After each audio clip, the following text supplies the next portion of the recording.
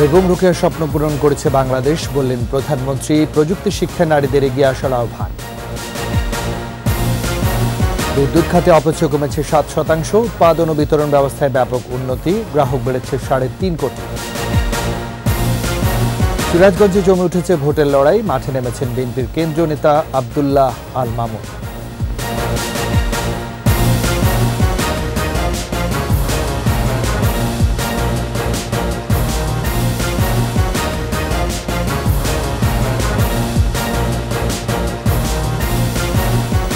শুনছিলেন first security ইসলামী bank limited সংবাদ শুনলাম। সবাইকে আমন্ত্রণ জানাচ্ছি দুপুর 2টার 21 সংবাদের সাথে আছে আমি রাজীব জামান। আর দর্শক, 21 টেলিভিশনের সংবাদ একই সাথে সরাসরি দেখতে পাবেন আমাদের ফেসবুক পেজ www.facebook.com/2124 অনলাইনে। নারী পুরুষ উভয়কেই বিজ্ঞান ও প্রযুক্তি জ্ঞান সম্পন্ন হয়ে দক্ষতা অর্জনের তাগিদ দিয়েছেন প্রধানমন্ত্রী শেখ হাসিনা। তিনি বলেছেন, বেগম রোকেয়ার স্বপ্ন অনেকটাই পূরণ করেছে বাংলাদেশ। নারী সুরক্ষা এবং সব ক্ষেত্রে নারীদের অবাধ বিচরণের সুযোগ সৃষ্টি করতে সরকার কাজ করে যাচ্ছে বলেও জানান প্রধানমন্ত্রী। বিস্তারিত জানাচ্ছেন ফারজানা শোভা। নারী জাগরণে বেগম রোকেয়ার অবদান স্মরণীয় করে রাখতে এবং সমাজে অবদান রেখেছেন এমন নারীদের স্বীকৃতি দিতে 1995 সাল থেকে দেয়া হচ্ছে বেগম রোকেয়া পদক। বেগম রোকেয়া দিবস উপলক্ষে ওসমানী স্মৃতি মিলনায়তনে এ অনুষ্ঠানের আয়োজন করে মহিলা ও শিশু বিষয়ক মন্ত্রণালয়। প্রধান অতিথি হিসেবে যোগ দেন প্রধানমন্ত্রী শেখ হাসিনা। শুরুতেই দেশের আর্থসামাজিক প্রেক্ষাপটে নারীর ক্ষমতায়নে গুরুত্বপূর্ণ ভূমিকা রাখায় 5 কৃতী নারীকে সম্মাননা প্রদান করেন প্রধানমন্ত্রী। বক্তব্যের শুরুতেই বিশ্বের সব নারীকে শুভেচ্ছা জানান শেখ হাসিনা। দেশে নারী ক্ষমতায়নে সরকারের নেয়া নানামুখী পদক্ষেপের কথা উল্লেখ করে তিনি বলেন, বেগম রোকেয়ার স্বপ্ন পূরণে অনেকখানি সক্ষমতা দেখিয়েছে বাংলাদেশ। পৃথিবীর অনেক উন্নত দেশ এখন পর্যন্ত সে দেশে কোনো সরকার রাষ্ট্রপ্রধান তারা নারীকে নির্বাচন করতে পারে নাই। সব থেকে শক্তিশালী দেশে কিন্তু আজ পর্যন্ত নারী প্রেসিডেন্ট হয় নাই। আর নারী কন্টেস্ট করতে গেলে হেরে যায়, সেটা হলো বাস্তব কথা। কিন্তু আমাদের এই অঞ্চলে তা না। দক্ষিণ এশিয়া বা অন্যান্য দেশ এর দিক থেকে আমরা অনেক অগ্রগামী। নারীদের জন্য সব ক্ষেত্রে সমান সুযোগ নিশ্চিত করতে সরকার কাজ করছে জানিয়ে বঙ্গবন্ধু কন্যা বলেন, মেয়েদেরকে অর্থনৈতিক স্বাবলম্বী ও আত্মপ্রত্যয়ী করে গড়ে তোলাই সরকারের লক্ষ্য। নারীদের ক্ষমতায়ন এটা খুবই দরকার এবং যাতে পিতা সবসময় বলতেন, আমাদেরকে বলতেন পড়াশোনা উৎসাহিত করতেন এবং সাথে সাথে আরেকটা বলতেন যে অর্থনৈতিক স্বাবলম্বিতা, একটা মেয়ের জন্য অর্থনৈতিক স্বাবলম্বিতা হচ্ছে সব থেকে বড় জিনিস। আমরা এটাই চেষ্টা করি যে আমাদের নারীরাও স্বাবলম্বী হবে, নিজের পায়ে দাঁড়াবে। নারী বান্ধব এই সরকার নারীদের সুরক্ষায় নানা আইন ও পদক্ষেপ নিয়েছে উল্লেখ করে তিনি বলেন, স্মার্ট দেশ বিনির্মাণে প্রয়োজন স্মার্ট জনশক্তি, আর তাই সব ধরনের বৈষম্য নিরসন করতে হবে। আমরা চাই যে আমাদের দেশের ছেলেমেয়েরা আরও লেখাপড়া শিখবে। তার শুধু লেখাপড়া শেখা না, জ্ঞান বিজ্ঞান প্রযুক্তি শিক্ষার মাধ্যমে আগামী দিনের জন্য প্রস্তুত হবে। আমাদের দেশটাকে আমরা আরও এগিয়ে নিয়ে যেতে চাই এবং 2041 সালের মধ্যে এই বাংলাদেশ হবে স্মার্ট বাংলাদেশ। এখানে নারী পুরুষ সকলেই সমানভাবে দক্ষ জনশক্তি গড়ে তোলা, অর্থাৎ smart population, smart government, smart economy, smart society. তৃতীয় লিঙ্গ সহ সবার অধিকার নিশ্চিতে সরকারের অবস্থান তুলে ধরে শেখ হাসিনা বলেন, তৃণমূল থেকে নারী নেতৃত্ব আজ প্রতিষ্ঠা পেয়েছে। বেগম রোকেয়ার যে স্বপ্ন, সেই স্বপ্ন পূরণ বাংলাদেশ করতে পেরেছে। ফারজানা শোভা, 21 টেলিভিশন, ঢাকা। গত 14 বছরে বিদ্যুৎ খাতে সিস্টেম লস বা অপচয় কমেছে প্রায় 7%। ব্যাপকভাবে বেড়েছে উৎপাদন ক্ষমতা। এই সময়ে দেশে নতুন বিদ্যুৎ উৎপাদন কেন্দ্র গড়ে উঠেছে 125টি। বিদ্যুৎ সুবিধার আওতায় এসেছে দেশের শতভাগ মানুষ। ব্যাপক উন্নয়ন হয়েছে বিতরণ ব্যবস্থায়, বসেছে প্রিপেইড মিটারও। 21 স্পেশালি বিদ্যুৎ খাত নিয়ে তৌহিদুর রহমানের 2 পর্বের রিপোর্টে শেষ পর্ব আছে।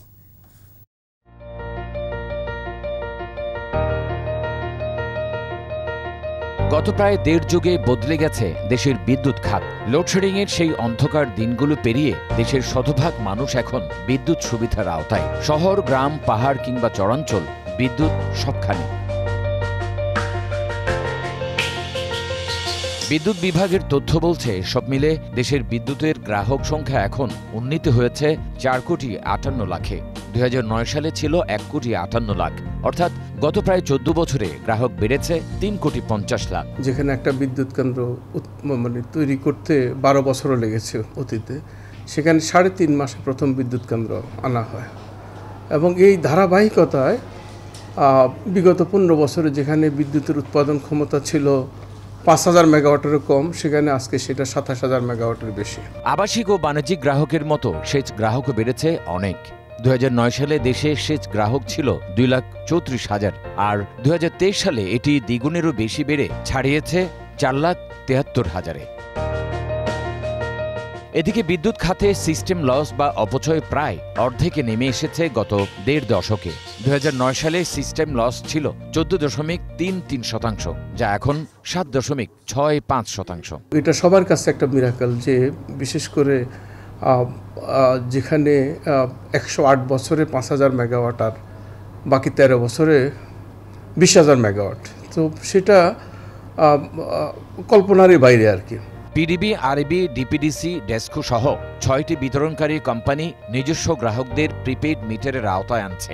গত জুন পর্যন্ত এসব সংস্থা 58,61,524 গ্রাহককে প্রিপেইড মিটার দিয়েছে। এদিকে গত 1.5 দশকে বিদ্যুৎ উৎপাদন বেড়েছে প্রায় 5 গুণ। 2009 সালে দেশের বিদ্যুতের গড় উৎপাদন ছিল 3,268 মেগাওয়াট, যা এখন উন্নীত হয়েছে প্রায় 16,000 মেগাওয়াটে। আমাদের উৎপাদনে আমরা যে একটা আনপ্রেসিডেন্টেড অভাবনীয় সাফল্য অর্জন করেছি, যেটা সারা বিশ্বব্যাপী কিন্তু মানুষ যে প্রশংসা করেছে। আমরা এখন যেটা কাজ করছি সেটা হলো যে মানসম্মত এবং নিরবিচ্ছিন্ন বিদ্যুৎ নিয়ে। গ্যাস, তেল, কয়লা ও নবায়নযোগ্য জ্বালানি সহ সব মিলে বিদ্যুতের উৎপাদন ক্ষমতা 2009 সালের চেয়ে বেড়েছে প্রায় 24,000 মেগাওয়াট। তৌহিদুর রহমান, 21 টেলিভিশন, ঢাকা। এবারে আলোক হেলথ কেয়ার অ্যান্ড হাসপাতাল ভোটের খবর।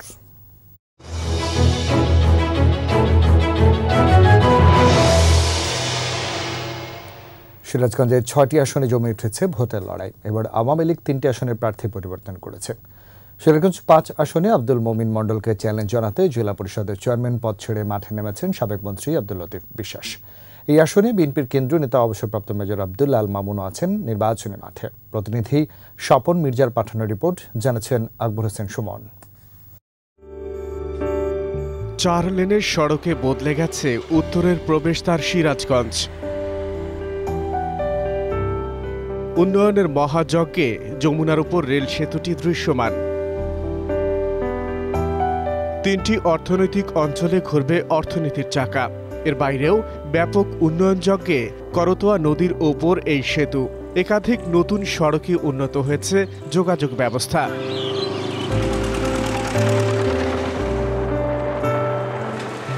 সরকারের ব্যাপক উন্নয়নের আলোচনা জেলার মানুষের মুখে মুখে। এ অবস্থায় আরও একটি নির্বাচন যখন সামনে, তখন ভোটের রাজনীতিও জমে উঠেছে সিরাজগঞ্জে। আলহামদুলিল্লাহ, আমাদের এই ব্রিজটা আমাদেরকে অনেক কিছু দিয়েছেন এবং আমাদের মাননীয় প্রধানমন্ত্রীকে ধন্যবাদ। আজকে আমাদের এই বাংলাদেশ একটা মডেল হিসাবে সারা পৃথিবীতে পরিচিতি পাচ্ছে। না, আমরা এখন 5 মিনিটের মধ্যে উল্লাপাড়া যেতে পারি, যখন তখন যেখানে সেখানে যেতে পারি, আমাদের আর নৌকার জন্য অপেক্ষা করতে হয় না। যারা উন্নয়ন করবে, আমি নতুন ভোটার হিসেবে তাদেরকেই বেছে নিব এবং আগামীতে আমি তাদেরকেই ভোট দিব। যে দেশের উন্নয়ন করবে, দেশকে ভালো চালাবে, তার পক্ষে জনগণ থাকবে। তবে হতাশা আছে নিত্যপণ্যের দর নিয়ে। বর্তমান সরকার খুব উন্নতমান করতেছে, কিন্তু গরিব নাসারের লস হয়ে গেছে। ভাই দাম কমাল নেব, কিছু দাম কমালে আমরা সন্তুষ্ট। এবার জেলার 6 আসনের মধ্যে 3টিতেই প্রার্থী বদল করেছে আওয়ামী লীগ। সিরাজগঞ্জ 2 আসনে ডাক্তার হাবিবে মিল্লাতের পরিবর্তে নৌকা পেয়েছেন জান্নাতারা হেনরি। 4-এ তানভীর ইমামের বদলে শফিকুল ইসলাম এবং 6-এ মেরিনা জাহান কবিতার জায়গায় তারই ভাই চয়ন ইসলাম আওয়ামী লীগের প্রার্থী। তবে সিরাজগঞ্জ 5 আসনে নিজ দলের প্রার্থী আব্দুল মমিন মণ্ডলকে চ্যালেঞ্জ জানাতে জেলা পরিষদের চেয়ারম্যানের পদ ছেড়ে ভোটে লড়বেন সাবেক মন্ত্রী আব্দুল লতিফ বিশ্বাস। এ আসনে প্রার্থী হয়েছেন বিএনপির কেন্দ্রীয় সদস্য অবসরপ্রাপ্ত মেজর আব্দুল্লাহ আল মামুন। জেলা নেতৃত্ব বলছে জনগণ আবারও আওয়ামী লীগকে বিজয়ী করবে। বিভিন্ন নির্বাচনী এলাকা ইতিমধ্যেই আমরা অনেক জায়গায় আমরা ভর্তিও সভা করেছি। নেতাকর্মীদের সমন্বয় যতটুকু প্রয়োজন আমরা ততটুকু করতে পেরেছি। এবং আমরা আশাবাদী আগামী নির্বাচনে 6টা আসনই আওয়ামী লীগ নৌকা প্রতীক বিজয়ী হবে। তবে নির্বাচনের মাঠে নেই বিএনপি। নির্দলীয় নিরপেক্ষ তত্ত্বাবধায়ক সরকারের অধীনে যদি নির্বাচন হয়, সেই নির্বাচনে অবশ্যই বিএনপি সিরাজগঞ্জের প্রতিটি সিটেই জয়লাভ করবে ইনশাআল্লাহ। জেলার 6টি আসনে 9 উপজেলায় ভোটার সংখ্যা 25,20,509 জন। এর মধ্যে পুরুষ 12,76,336 জন এবং নারী ভোটারের সংখ্যা 12,44,157। আকবর হোসেন সুমন, 21 টেলিভিশন। দ্বাদশ সংসদ নির্বাচনে চূড়ান্ত হয়েছে প্রার্থী তালিকা। ভোটাররা উন্মুখ, নতুন জনপ্রতিনিধি নির্বাচনের অপেক্ষায় পাড়া মহল্লায় চায়ের আড্ডায় বইছে ভোটের হাওয়া। 21 টেলিভিশনের নিয়মিত আয়োজনে আজ জানাচ্ছি ঢাকা 18 আসনে ভোটারদের ভাবনা আর প্রত্যাশার খবর।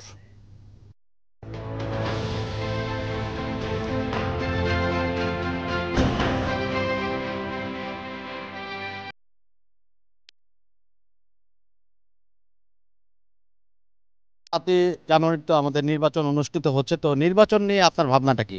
সাধারণ জনগণ আমরা বিশ্বাস করি আওয়ামী লীগ সরকার যে উন্নয়ন করেছে, যেরকম আজকে দেখলে এলিভেটেড এক্সপ্রেস, মেট্রো রেল, উত্তরবঙ্গে 4 লেন, এই জায়গাগুলোর কারণে যোগাযোগ ব্যবস্থা অনেক উন্নতি ঘটেছে, যার কারণে আমার দেশের জনগণ অনেক উপকৃত হচ্ছে, আমরা অনেক উপকৃত হচ্ছি।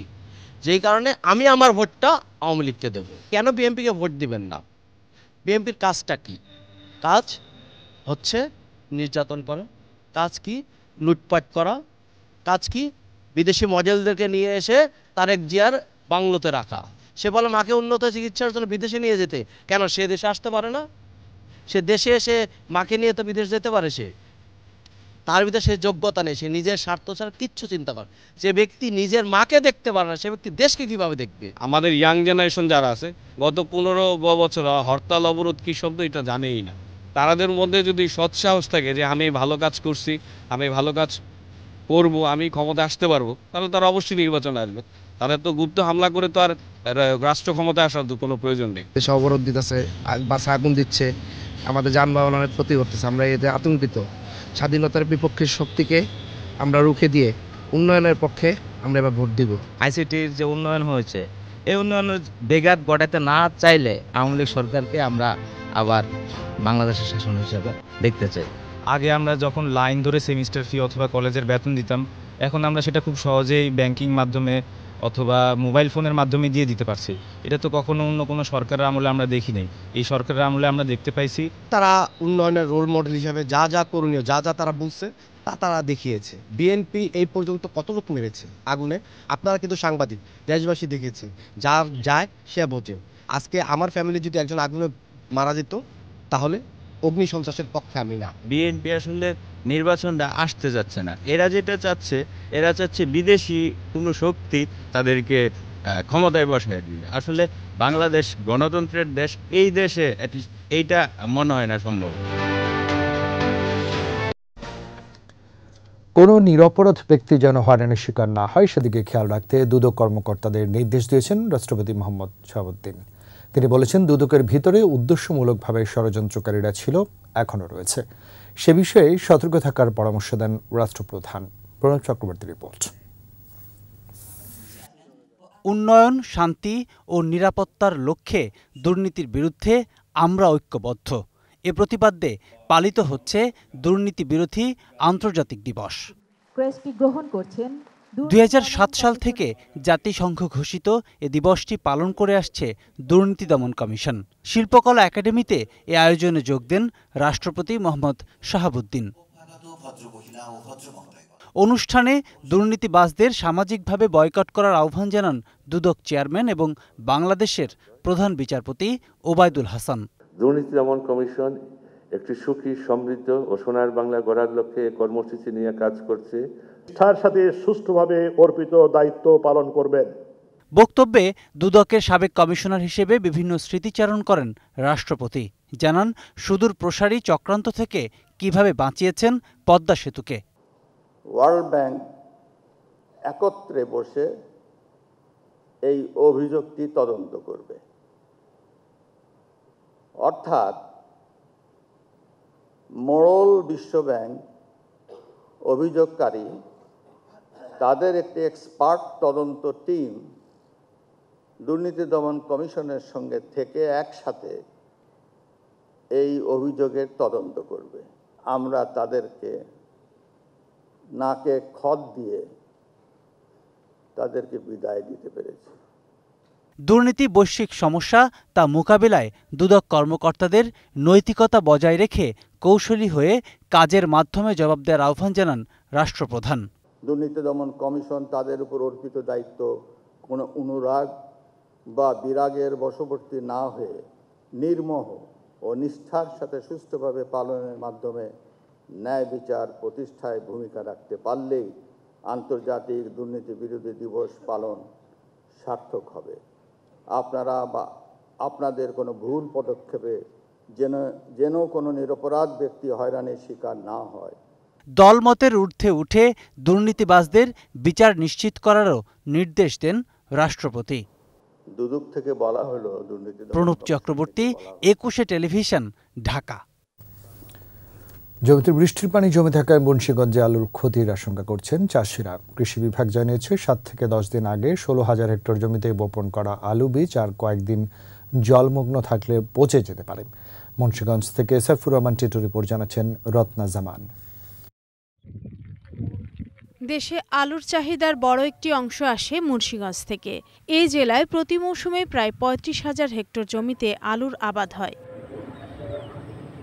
বৃহস্পতিবারের বৃষ্টিতে এই জেলার মুন্সিগঞ্জের সিরাজদি খান, টঙ্গিবাড়ি, সদর, গজারিয়া সহ বিভিন্ন উপজেলায় আলুর জমিতে পানি জমে যায়। চাষিরা বলছেন কোনো কোনো জমিতে সার প্রয়োগও শেষ। এই অবস্থায় বৃষ্টির পানিতে আলু বীজ পচে যাওয়ার আশঙ্কা তাদের। বৃষ্টির পানি শুকাইতে মিনিমাম আরো 4-5 দিনের উপরে লাগবে। 4-5 দিনের বেশি আলু এগুলো যে বীজগুলো লাগানো হয়েছে এগুলো এতদিন টিকবো না, পচে যাবো। 6 কানি লাগাইছি, 5 কানি আছে। এই 5 কানি মনে করেন একটা আলু টিকবো না। 8 মন বৃষ্টি হইয়া কাটতেও দেয় না, দোয়ালো করতে দেয় না, মানে আমার আলু সব শেষ। এবার আলুর দাম বেশি ছিল, তাই বেশি দামে আলু বীজ কিনতে হয়েছে। চাষের খরচও বেড়ে গেছে। বৃষ্টিতে ফলন নষ্ট হওয়ার দুশ্চিন্তায় কৃষক। আলুর দাম অনেক বেশি ছিল, মনে করেন এই বছরও আলু খেতে আমরা মোটামুটিভাবে এই বীজের দাম বেশি ক্রয় করেও বীজ জমিনে করছি, বপন করছি।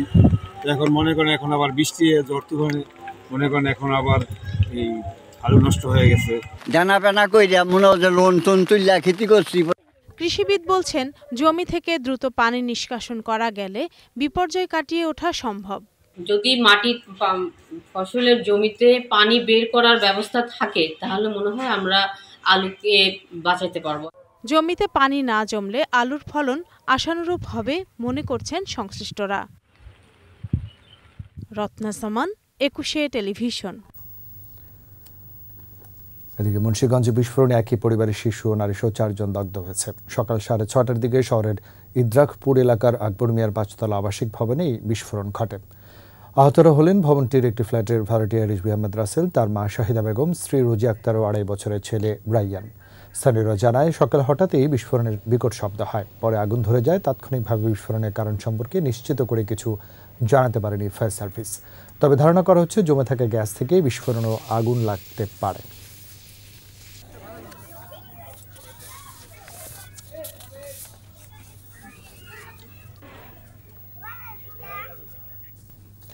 শেষ করছি দুপুর 2টার 21 সংবাদ। যাওয়ার আগে ফার্স্ট সিকিউরিটি ইসলামী ব্যাংক লিমিটেড সংবাদ শিরোনামগুলো জানাচ্ছে আরও একবার।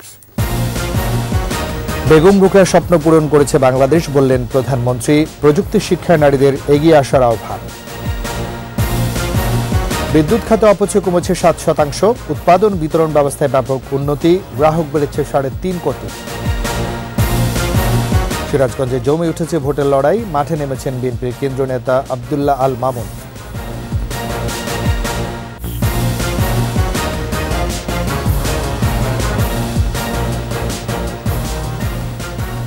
সবশেষ খবর জানতে ডায়াল করুন 202 নম্বর আর ভিজিট করুন 21.tv.com এই ওয়েবসাইটে, ছাড়া ফেসবুকে ভিজিট করতে পারেন facebook.com/2124 অনলাইনে। এতক্ষণ সাথে থাকার জন্য ধন্যবাদ। পরবর্তী সংবাদ সন্ধ্যা 6টায় 21 দেশের সংবাদ দেখার আমন্ত্রণ রইল। 21 সাথে থাকুন।